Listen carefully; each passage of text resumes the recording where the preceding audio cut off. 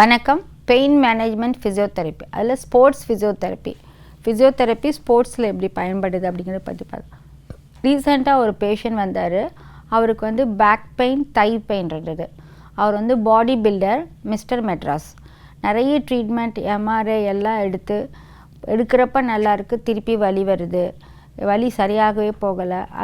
அந்த தைஸில் வலி வந்ததுன்னா அவரை வெயிட்டை அப்படியே தூக்கி விட்டுருவார். அந்த எவ்வளோ வெயிட் தூக்கினாலும் அவரை அந்த செகண்ட் வந்து அப்படியே வெயிட் கீழே போட்டுருவார். அந்த அளவுக்கு வலி வருது, இந்த ப்ரொஃபஷனே விட்டுடலாமா அப்படிங்கிற மாதிரி ஸ்டேஜில் வந்தார். அதுக்கப்புறம் அவருக்கு எம்ஆர்ஐ ரிப்போர்ட்டு, எக்ஸ்ரே ரிப்போர்ட் எல்லாம் பார்த்தோம். அதிலெல்லாம் இருந்தது கொஞ்சம் சின்ன சின்ன ப்ராப்ளம். ஆனால் நிறைய ஃபிசியோதெரப்பி ட்ரீட்மெண்ட் எடுத்திருக்கேன் அப்படின்னார். அப்புறம் படுக்க வச்சு செக் பண்ணி பார்க்குறப்ப அவருக்கு ஐடி பேண்ட், அதாவது தொடையில் வந்து ஒரு திக்கு ஷீட் ஆஃப் ஃபைபர்ஸ் இருக்கும், அது வந்து டேமேஜ் ஆகிடுது. ஆனால் அவர் வந்து அங்கே வலி இருக்குன்னு சொல்லலை. அது அந்த செக் பண்ணுறப்ப தான் ஐடி பேண்ட் வந்து டைட்னஸ் இருக்குது, ஸ்பாசம் இருக்குது, டெண்டர்னஸ் கண்டுபிடிச்சி அதுக்கப்புறம் ட்ரீட்மெண்ட் அந்த ஐடி பேண்டு கொடுத்தோம். ஐடி பேண்ட் கொடுத்ததும் வித்தின் ஃபியூ டேஸில் அவருக்கு அந்த வலி சரியாயிடுச்சு. ஸோ ஆனால் அவரோட கம்ப்ளைண்ட் வந்து பேக் பெயின். அதுவும் மெயினாக வந்து அவருக்கு வெயிட் தூக்குறப்ப தான், தூக்கி ஹோல்டு பண்ண முடியாது. ஹோல்டு பண்ணுறப்ப வலி ஜாஸ்தியாக விழுந்துடும்.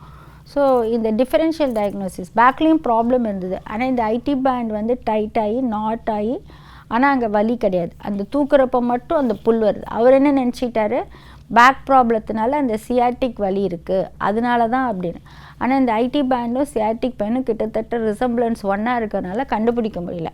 ஸோ இதை வந்து படுக்க வச்சு எக்ஸாமினேஷன் பண்ணுறப்ப அந்த ஐடி பேண்டு டைட்னஸை கண்டுபிடிச்சி அதுக்கான சிகிச்சை பயிற்சிகள்லாம் பண்ணதும் ஃபியூ டேஸில் அவருக்கு நல்லாயிடுச்சு. திருப்பி அவர் வந்து வெயிட் லிஃப்டிங், ஜிம் எல்லாம் பண்ணி போயிட்டுருக்கார். இது வந்து ஒரு கேஸ் ஸ்டடி. அதே மாதிரி பார்த்திங்கன்னா இன்னொருத்தருக்கு வந்து அடிக்கடி வந்து ஷோல்டர் வந்து இறங்கிடும், ஷோல்டரில் இன்ஜுரி ஆகிடும், ஏதோ ஒரு ஐஸ் வைப்பார், ஏதோ ப்ராப்ளம் வரும், நல்லாகும், திருப்பி வரும், நல்லாகும். இப்போ இவருக்கு வந்து ஆப்ரேட் பண்ணோம் அப்படின்னு சொல்லிட்டாங்க. ஆர்த்ரோஸ்கோப்பி வந்து ஆப்ரேட் பண்ணோம் அப்படின்னு. அவருக்கு லைட்டாக லிகமெண்ட் சூப்ராஸ்பைனேட்டஸில் லைட்டாக இன்ஜுரி இருந்தது, டெண்டர்னஸ்லாம் இருந்தது. அவருக்கு படுக்க வச்சு எக்ஸாமினேஷன் பண்ணுறப்ப இவருக்கு எப்படின்னா, ஒரு இன்ஜுரி ஆகும், போவார், ஒரு 2-3 நாள் ஃபிசியோதெரப்பி எடுப்பார், வலி போயிடும், அதோட விட்டுரு, அடுத்த டோர்னமெண்ட் வந்து இதை சுத்தமாக மறந்துடுவார். திருப்பி ஒரு 1 or 2 months நல்லாயிருக்கும். திடீர்னு ஏதாவது ஒரு இடத்துல ஸ்போர்ட்ஸ் பண்ணுறப்ப திருப்பி ஷோல்டரில் வலி வரும், அப்படி வரும். அவர் என்ன நினச்சிட்டாரு, சரி நம்ம சரியாக வார்ம் அப் பண்ணல, இல்லை நேற்று நிறையா ஸ்ட்ரெயின் பண்ணிட்டோம் அப்படின்ட்டு திருப்பி 1 நாள் போயிட்டு 2 நாள் போயிட்டு ஃபிசியோதெரப்பி வச்சுக்கிட்டு இப்படி அவர் வந்து பல மாதங்கள் பண்ணதில் என்ன ஆயிடுச்சுன்னா, அவர் எக்ஸாமினேஷன் பண்ணப்போ என்ன கண்டுபிடிச்சோம் அப்படின்னா, அவருக்கு வந்து நெக்கிலேருந்து கைக்கு வர நரம்பு வந்து நெக்கில் லைட்டாக நசுங்கிருக்கு. அதனால அந்த நர்வ் சப்ளை வந்து குறைச்சலாக இருக்குது. ஆனால் அவருக்கு நெக்கில் பெயின் கிடையாது. இந்த ஸ்போர்ட்ஸ் பர்சனுக்கு என்னென்னா, எல்லாருமே நல்லா ஃபிட்டாக இருப்பாங்க, மசில்ஸ்லாம் நல்லா ஸ்ட்ராங்காக இருக்கும், அதனால வந்து அவ்வளோ வலி தெரியாது. ரெண்டாவது யங் ஏஜாக இருக்கிறப்ப வலி தாங்கக்கூடிய தன்மை உண்டு. அதனால் வந்து அவங்க வந்து குட்டி குட்டி வலியெல்லாம் சொல்ல மாட்டாங்க, நோட் பண்ண மாட்டாங்க, அவங்களுக்கு தெரியவும் தெரியாது.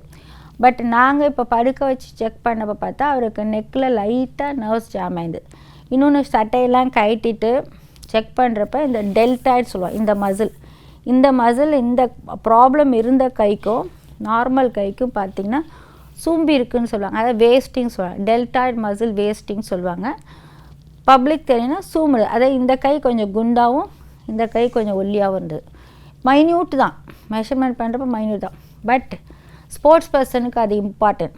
ஸோ அதை அந்த லைட்டாக அந்த நெக் ப்ராப்ளத்தையும் மீதி அரைகுறையாக ட்ரீட்மெண்ட் எடுத்தால் சூப்ராஸ்பைனல் டெண்டனையும் ட்ரீட்மெண்ட் கொடுத்து இந்த டெல்டாய்டு மசிலை ஸ்ட்ரென்தனிங் பண்ணிக்கிறதுக்கு பண்ணதும் ஒரு 2-3 வீக்ஸில் அவருக்கு அந்த மசில் டெவலப் ஆகிடுச்சு. அதுக்கப்புறம் அவருக்கு பிரச்சனையே இல்லை.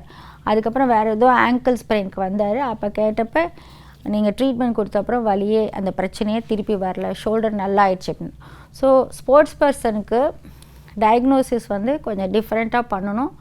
இது மாதிரி இருக்கும், டெல்டாய்டு மசில் வேட்டிங் இருந்தது, அது மாதிரி வேஸ்டிங் இருக்கும், வேறு ஏதாவது ப்ராப்ளம் அதை கண்டுபிடிச்சி சரி பண்ணுறப்ப அந்த ஸ்போர்ட்ஸ் பர்சனோட ப்ராப்ளம் சரியாயிடும், அவங்களோட பெர்ஃபார்மன்ஸ் ரிசல்ட் எல்லாமே இம்ப்ரூவ் ஆகிடும். வலி தீர வழி உள்ளது. நன்றி.